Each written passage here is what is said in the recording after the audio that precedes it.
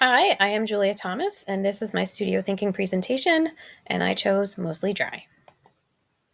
Here are my supplies. Exploring limited color. The canvases that I used. Chalk pastel versus oil pastel. The one on the right is newsprint. The one on the left is drawing paper. This is mark making and value, and I found the oil pastel to be very buttery and very smooth versus the chalk pastel, which was kind of flaky and had trouble adhering to the newsprint. I like the texture on the drawing paper better. These were blended, and I did use a Q-tip for this one, and the oil pastel did not blend quite as well as the chalk pastel, and as you can see, the flakes on the newsprint, the chalk pastel definitely was very flaky and did not stick. It would have to have been sprayed with some type of fixative. Exploring on drawing paper, we have oil pastel, charcoal, colored pencil, and pencil. The oil pastel showed a little bit more texture than the charcoal versus the pencil, which was very smooth. The line quality was great, and the value for all of them was very easy to achieve. The oil pastel on the newsprint was okay. You could see the variation in line, not technically for too many details. The colored pencil was very smooth and easy to use, as well as the pencil, but the charcoal pencil was messy.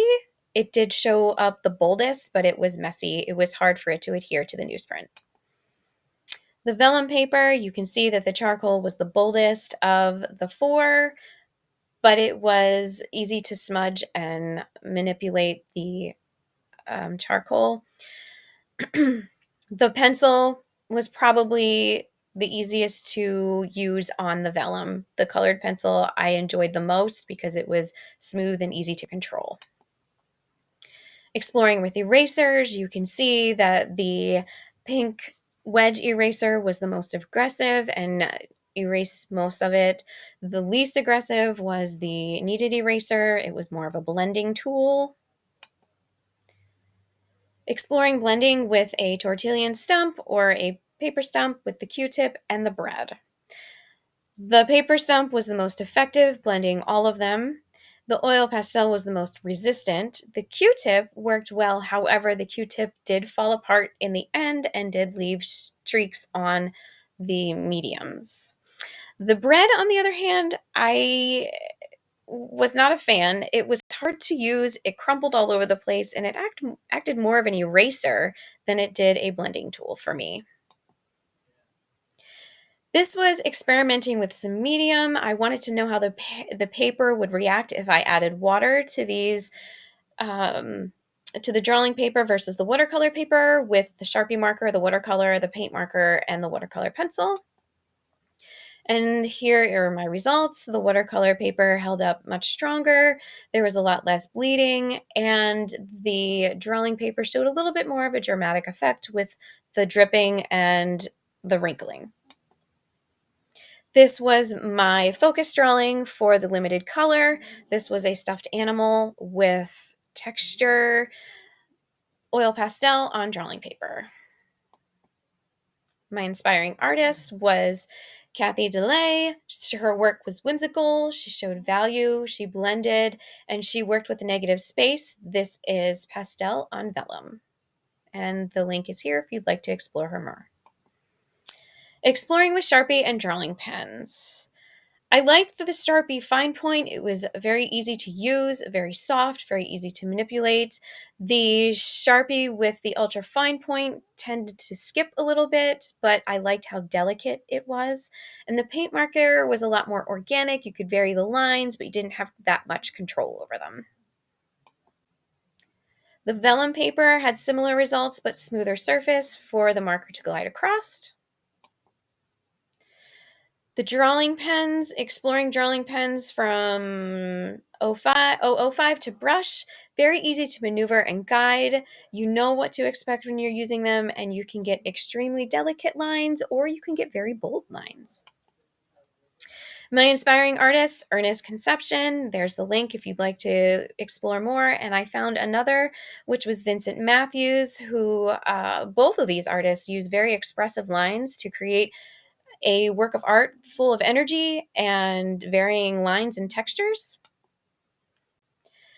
Studio reflection for limited colors, common qualities, bright, vibrant contrast of value, the connection and reflection between materials and canvas paper, the variations of line, the texture, and the use of line to create value. Now we're getting into color. Exploring watercolor with crayons, watercolor pencils, chalk pastels, and quick sticks. My main focus here was to see how these materials reacted to water.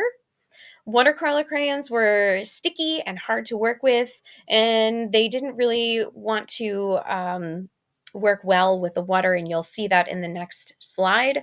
Watercolor pencils were smooth, very easy, and they left a very nice, very bold color on the paper.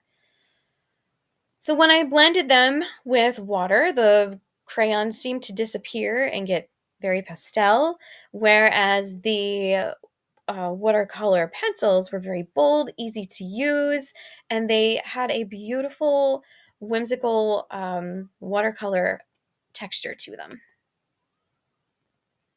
These are Ultra Clean Washable Crayola markers. They are on watercolor paper, and when I applied the watercolor when I applied water with a watercolor brush, they really had a very unique blending quality to them. You can do color mixing with them, which I thought was great for little kids. This one was my most surprising discovery. The chalk pastels, I love the fact that you can add water to this and create a really interesting background, and it actually acts as a fixative for the pastels, and they are a lot less messy when you add water. These are the quick sticks, and I put these in here because they are a dry alternative to tempera paint, and they are very smooth and buttery, even more so than a oil pastel. They dry in 2 minutes. They're easy to blend. They are not for teeny tiny details, but they are very convenient. Here is what happens when you add water to them. They do react to the water, not quite as much as the watercolor pencils and the markers, but they do react. Here is a simple sample of what you could use quick sticks with. This is a first grade landscape art project that I did with inspiration by Etel Adnan, and there's a link there if you are interested in finding more about her. Exploring oil pastels, colored pencils, and crayons. Oil pastels on vellum paper, smooth like spreading butter on warm toast. They were so easy to blend and manipulate and maneuver. They're easy to mix and blend. The oil pastel on drawing paper, a bit more toothy paper, created more texture within the composition. The colors blended well, but you could not do very fine details with them. Oil pastels on black and white or black paper. The color was lost in the black construction paper, so basically I abandoned it and went on to white oil pastel with the black paper and liked that much better, so I would not recommend the colorful oil pastel on black paper. Oil pastels and a pink wedge eraser added a really neat texture and a fun way to blend colors. And I also put newsprint on top, and I drew on top of the newsprint and on top of the oil pastels. And it created a transfer, which again, you could get another art project out of 2 pieces, which was super cool. Here is a colored pencil on black construction paper and on gray construction paper. Nice and bold, very delicate. Really, really liked the colored pencil on the black paper. It had very bold qualities to it, and it gave it an interesting effect versus on the common white paper. Colored pencils and crayons on vellum paper. Colored pencils were very easy and vibrant on the vellum paper, as well as the crayons. They showed value and blended very nicely. Here is my inspiring artist, Rebecca Clark. She works in colored pencil, very fine details, blending, Excellent artwork. Her link is there. If you're interested, you can click on it. Exploring markers, paint markers and alcohol markers. Alcohol markers on paper versus sketch paper. On the right, markers are feathered and harder to blend on the sketch paper, and on the left, markers were much easier to blend and they did not feather. You can see that you definitely need marker paper because otherwise it will bleed right through the paper. Generic markers, paint markers, they were very fun to use, and I really like that they reacted to water. You can see the nice bold colors, and you can also get a soft watercolor look with them. Paint markers, they were double tipped, so you can get that brushy feel to them, or you can get a really nice delicate line. They blended well. You can get good line quality from them. The alcohol markers, same thing, very smooth. You can get different fine point line quality, or you could get the chisel tip line quality, so you could get varying lines. I use these markers for the emotion part because they are bold colors. You can vary the line quality, and it's easy to show emotion with color and varying line quality. Vellum paper. I wanted to really hone into alcohol marker and drawing markers on this vellum paper. Here is alcohol marker on vellum paper. The texture created when an alcohol marker is layered, it feathered and created this most really neat reaction, almost like salt on watercolor. And I thought this would be a neat background if I could do a pen and ink drawing on top of it. This is my mixed media piece. I used Crayola, washable marker, watercolor pencil, water and watercolor paintbrush, and I used Sharpie. This will probably be the beginning of a neurographic art piece for me. This is my inspiring artist. This is Jen Stark. She used felt tip pen on paper. It's very meditative and whimsical. There's movement, value, and color. There's a link here if you'd like to get into more of her artwork. This is the neurographic art that I wanted to share with you. Please click on the link if you're interested. It's really great for teachers and students alike. Studio reflection on drawing with many colors. Common qualities: bright, vibrant color, the connection and reaction between materials and canvas paper, the variations of line, the texture, and reaction to water and watercolor brush. The combination of vellum paper and alcohol markers were what I liked the most. I liked the way the marker feathered and reacted to the paper. The most expressive, I would say, was the oil pastel in color on drawing paper. The vibrant textures and the colors created a busy, happy feeling. The most fun about the mediums for me was to mix them all together and add water to create one work of art. The most challenging would be the chalk pastels, only because it was very messy medium to work with. The most disappointing was the watercolor crayons. They were sticky and disappeared when you added water to them. The most surprising was the chalk pastels and how they reacted to water.